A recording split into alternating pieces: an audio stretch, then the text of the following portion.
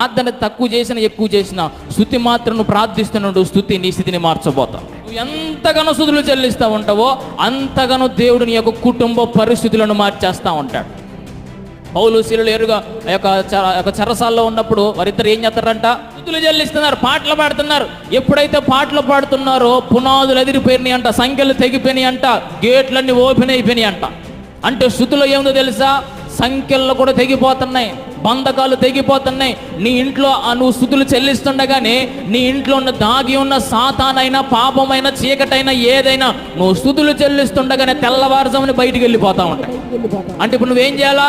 చెల్లించాలి. కొంతమంది లేవగానే చీపురు కట్టాడుంది, నైట్ తిన్న ప్లేట్లు, గిన్నెలు, సిబ్రేకులు, మూతలు, స్పూన్లు ఎక్కడున్నాయి? లేకపోతే పొద్దున్న లేవగానే నిన్ను ఈడు చేసి పడేసిన బట్టలు ఏడున్నాయి? ఎక్కడ నానబెట్టాలి? ఇవి కాదు, చెయ్యాలా. ఎప్పుడు? స్తుతులు చెల్లించిన తర్వాత నీ పనిని ప్రారంభించాలి. దేవునికి స్తోత్రం.